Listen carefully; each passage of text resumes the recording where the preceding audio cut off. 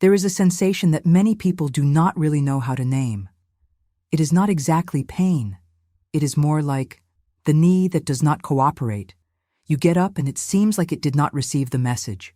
You want to take a step and it hesitates. You want to bend it and you feel that resistance, as if something were locking inside, a tension that needs to be overcome before the movement truly begins. Sometimes it comes with a click. Sometimes with that strange sensation of sand moving inside the joint. Sometimes it is just stiffness that appears after you stay still for a while, and you have learned to live with it. You learn to hold the handrail before you really needed to calculate whether it is worth sitting in a low chair, knowing that you will have to get up from it later. This is not inevitable aging. This is the knee asking for something it is not receiving. I am a physical therapist with more than 10 years of clinical experience. And what I see every day is that this stiffness responds very well when you work with the right movement in the right order. Today, I am going to show you a special stretch that can help you a lot. But I need to be honest. Just one stretch will not work miracles. That is why I put together a sequence of 3 mobility exercises and 3 stretches, with the first one being the most important and the one almost nobody knows. They are essential for helping you improve this pain and stiffness in your knee. And stay until the end, because in the bonus, I will reveal a habit that most people think is harmless, but that is feeding this stiffness without you realizing it. Before we begin, let me quickly explain something that will change the way you understand this stiffness. The knee is a joint that depends on movement to work well. This is not just a figure of speech. It is physiology. Inside the knee, there is a fluid called synovial fluid. Have you heard of it? If you have, comment down below so I can know. And take the opportunity to tell me where you are watching from and how old you are. So, going back to synovial fluid, it is responsible for nourishing the cartilage, lubricating the joint, and making it easier for the structures to glide over each other. And this fluid only spreads well when the knee moves. When you spend too much time still, sitting, lying down, or staying in one position, this process slows down. The structures around the joint become more tense, the gliding becomes less fluid, and the knee begins to complain. That is exactly when that feeling of locking appears during the first steps, that resistance that disappears after a few minutes of walking. The knee has not forgotten how to work. It simply has not been receiving what it needs to work well. And there is one detail that makes all of this more complicated. When the knee locks and hurts, the natural instinct is to stop moving. But then it becomes even stiffer. More stiffness means more discomfort. More discomfort means less movement. And the cycle continues, silently, gradually, and very hard to notice while it is happening. That is why the stretches I am going to show you are not just meant to stretch the muscle. They come together with mobility exercises to prepare the knee for everyday movement with much less resistance. Remember that mild discomfort or feeling the muscle stretch is normal. But sharp pain in the knee should not happen, and the pain should not get worse. Pay attention to your body's limits. If that happens, reduce the range of motion and continue with control. And pay close attention to the details I am going to explain, such as how to do it correctly and the main mistakes. Let's get to what matters. Exercise 6. Heel slide. I start with this exercise for a very simple reason.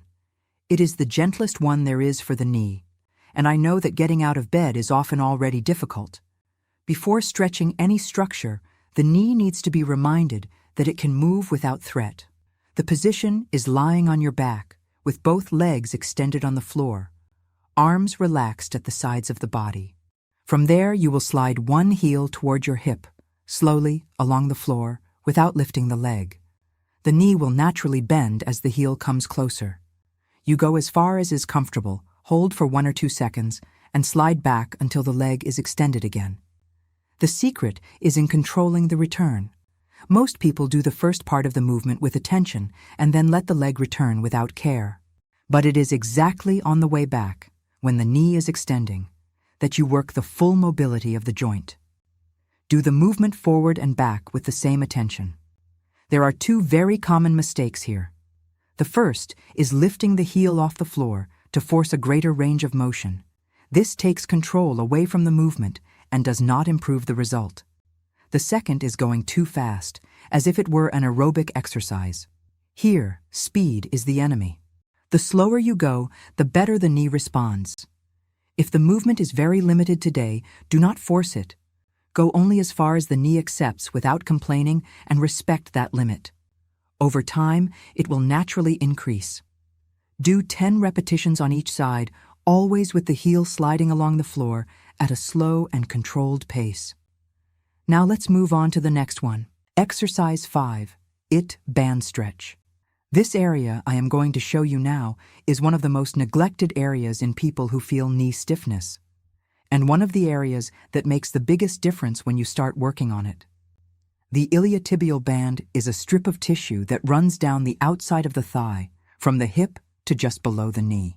When this structure is tight, and it becomes tight very easily in people who spend a lot of time sitting or who have reduced their movement over the years, it pulls on the outside of the knee, changes the way the kneecap glides, and increases pressure inside the joint in a way you cannot see, but you can feel. That lateral stiffness, that sensation that the knee does not fully open. Many times, it starts here. The position is lying on your back, with both legs extended. To help, you can use a towel, a resistance band, or even a folded sheet. Anything you can place around the sole of your foot. You lift one leg with the knee as straight as possible within your comfort. It does not need to be completely straight. It can have a slight bend. Hold the foot with the towel or band. From there, with control, you bring that leg slightly toward the opposite side of the body, as if you were crossing the midline. You do not need to go far. Just a few centimeters are enough to feel the stretch on the outside of the thigh. The secret is keeping the torso completely stable. The movement happens only in the leg. The body does not rotate, the hip does not lift, the shoulders stay on the floor. If the body starts rotating along with it, you have lost the stretch. The most common mistakes when doing this stretch are taking the leg too far in an attempt to force the stretch. This makes the hip compensate and takes away the effect of the exercise. The second mistake is holding your breath in the position. Breathe normally, because breathing is what helps the tissue truly release. You should feel the stretch on the outside of the thigh, not inside the knee. If you feel it directly in the knee, reduce the range of motion immediately. Hold the position for 20 to 30 seconds, breathe calmly, and return with control. Exercise. SHA4. Quad stretch. Everyone knows this stretch. It is that classic one where you pull the foot toward the hip to stretch the front of the thigh. The problem is that the most common version, done standing, holding the foot behind the body, is exactly the one that most irritates the knee in people who already have sensitivity. That is why today you are going to do it lying down. And this small change in position changes everything. The position is lying on your side. You lie on one side of your body. You can place your hand under your head to be more comfortable. The top leg is the one that will be stretched. From there, you slowly bend the top knee, bring the foot toward the hip, and hold the ankle or the foot with your hand. If you cannot reach your foot, you can use a towel around the ankle. It works just as well. From there, you gently bring the knee slightly backward, not upward, not to the side. Slightly backward, as if you wanted to bring the knee closer to the lower leg. It is this subtle movement that creates the real stretch in the front of the thigh. The secret is in the hip. It needs to stay stable, without opening backward. When the hip stays in place, the stretch goes exactly where it should go. The quadriceps. When the hip opens, you lose the effect and begin compensating with the spine. Be careful not to pull the foot hard, trying to touch the hip. This increases pressure inside the knee and can irritate the joint. And pay attention not to let the knee rise upward during the stretch, which also shifts the focus away from the correct muscle. Less force, more control. The stretch does not need to be intense to be effective. If you still feel discomfort in the knee, reduce the range of motion. You do not need to bend it so much. You will still feel the work in the front of the thigh, which is exactly where we want it. Hold for 20 to 30 seconds, breathe calmly, and switch sides. Now let's move on to number 3. And here we leave the floor for the first time. Exercise 3. Knee circles. Now you are going to stand up, and if you need support, use it. A chair, a countertop, a wall. Support is not weakness, it is intelligence. Because when you feel safe, the movement becomes much better. After the 3 exercises, the knee is already warmer, more receptive. And this is exactly when it makes sense to introduce a movement that works the joint in all directions at the same time. That is what the knee circle does. It does not stretch one specific structure. It mobilizes the knee as a whole. It stimulates the synovial fluid to spread throughout the entire joint, works the joint capsule, and helps the knee recover that feeling of fluid movement that stiffness has gradually taken away. The position is standing, with the feet parallel and hip-width apart.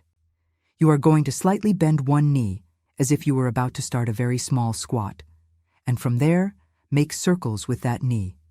First clockwise, then counterclockwise. The movement is small and controlled. It does not need to be a big circle. What matters is that the knee moves smoothly, without jerking, without rushing. The secret is in the feet. They stay completely fixed on the floor throughout the entire exercise. The movement happens only in the knee, not in the ankle, not in the hip. When the feet stay still and the knee moves around them, you create exactly the kind of mobilization the joint needs. 2 very common mistakes here. The first is making circles that are too big, taking the knee beyond comfort and losing control of the movement. The second is doing it quickly, as if it were just any warm-up. Here, speed steals quality. Go slowly and feel the knee move. If you feel any discomfort in one specific direction of the circle, simply avoid that angle. Work with what the knee accepts today. Do 8 circles in each direction, on each side, calmly. Now let's move on to number 2. Exercise 2. Ankle mobility. This one surprises many people. The first reaction is usually, but I came here for my knee, not my ankle. And it makes sense to think that way. But the body does not work in separate pieces. It works as a chain. And the ankle is the base of that chain. When the ankle is stiff, it cannot properly absorb the impact and load of movement. So the knee takes over that job. It begins to compensate for what the ankle is not doing. And this compensation, repeated hundreds of times a day with every step, builds up tension and pressure inside the joint. In other words, a stiff ankle is one of the reasons why the knee never gets to rest. The position is standing, with support. You place one foot in front and the other behind, as if you were taking a small step. The front foot stays fully supported on the floor, and the heel cannot leave its place at any moment during the exercise. From there, you bring the knee of the front leg toward the tip of the foot, slowly, with control, and return. It is a gentle back and forth movement, without rushing. The heel stays glued to the floor the entire time. After a few repetitions like this, you keep the knee slightly forward in the final position and hold for 20 to 30 seconds. You will feel a light stretch in the calf, and that is exactly what we want. The secret is in the heel. If it comes off the floor, you completely lose the effect of the exercise.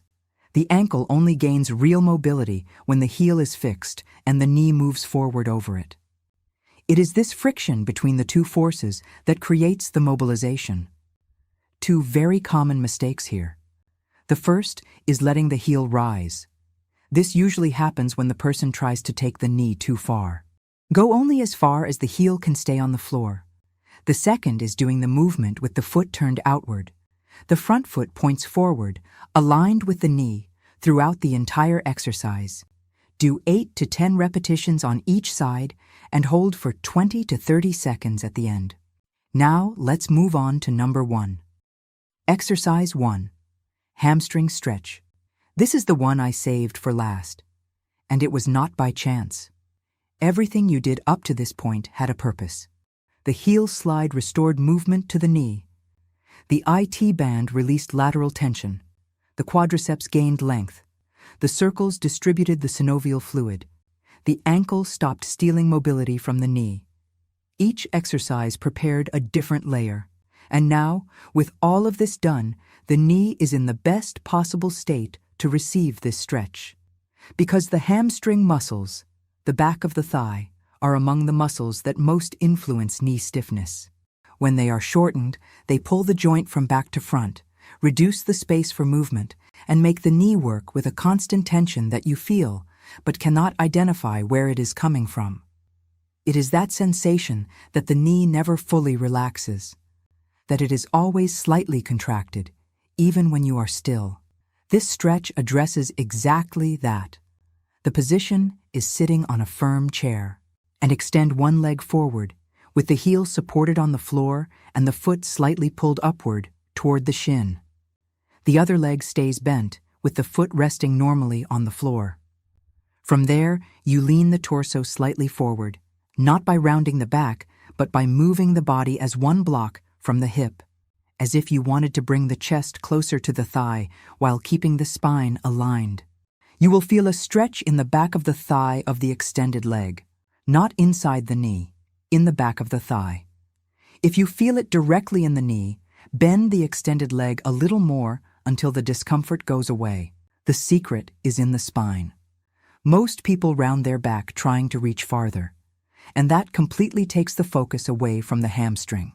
It does not matter how far you lean. What matters is that the spine stays aligned while you lean. Sometimes 2 centimeters of leaning with a straight spine are worth more than 10 centimeters with a rounded back. 2 very common mistakes here. The first is forcing the lean too much trying to touch the foot. This does not improve the stretch, it only increases the risk of irritating the area. The second is holding your breath in the position. Breathe normally, and with each exhale, let the body relax a little more into the position. Remember what we agreed on at the beginning. Mild muscle discomfort can happen. Sharp pain in the knee should not. If you feel sharp pain, back off a little and continue with less range of motion. Hold for 20 to 30 seconds, breathe calmly, and switch sides. You can repeat it twice if you feel the need, especially on the side that is stiffer. Tell me here in the comments, did you feel it more on one side than the other? This is very common, and it helps me better understand what you're going through. One important thing before the bonus. Unlike strengthening exercises, you can do these stretches every day. You do not need a rest day between them. In fact, the more consistent you are, the faster the knee will respond. The ideal time is in the morning, when stiffness is usually at its peak, or after a long period of sitting. These are the 2 moments when the knee most needs to be reminded that it can move. You do not need to do everything at once if you are short on time. Even 2 or 3 exercises already make a difference. What you cannot do is stop. I promised at the beginning that I would reveal a habit that most people think is completely harmless, and that is feeding knee stiffness every day without you realizing it. And that habit is simple. Sitting for too long without moving the knee. It is not the sofa. It is not the chair. It is the time without movement. When you stay more than 30 or 40 minutes in the same position, the synovial fluid stops circulating, the structures around the knee begin to cool down, and the joint accumulates that tension you feel when it is time to stand up. This cycle repeats several times a day, and by the end, the knee has spent hours locked without you even noticing. The correction is not to stop sitting. It is to break up that time spent still. Every 30 minutes of sitting, you do one simple thing: extend and bend the knee a few times before standing up. 10 seconds, without getting out of the chair. Just wake up the joint before asking it to work. It may seem like very little, but it is exactly this small and frequent movement that keeps the synovial fluid active, reduces the buildup of tension, and makes the first steps after sitting progressively easier. Stretching restores mobility, but strengthening is what truly protects the knee. It gives support, stability, and helps prevent stiffness from coming back. The 2 complement each other, but without muscle strength, stretching alone has a limit. That is why I am going to leave a video on the screen that I recorded specifically about this. 5 science-backed exercises to strengthen the knee and reduce pain, including on the stairs. If you want to take the next step, that video is where you should continue. The stretches I showed here work very well for stiffness, locking, and general knee discomfort. But if your pain is intense, is getting worse over time, or comes with significant swelling, sudden locking, or a feeling of instability, the best path is to consult a doctor or physical therapist for an individualized evaluation. Because every knee has a story, and the most effective treatment begins with the correct diagnosis. Now, if you want to go beyond what we covered today, I left 2 options in the first pinned comment that can help you on this journey. The first is a complete exercise program, organized step by step, for you to follow at home at your own pace. The second is a natural supplement developed specifically for joint health and to help reduce inflammation. Tell me here in the comments, what has knee stiffness already stopped you from doing? And what do you really want to get back to doing? I read some of the answers here whenever I can, and this helps me understand what you need most. If you want to continue taking care of your body with simple, safe exercises designed for real life after 60, subscribe to the channel. Until then, and keep moving.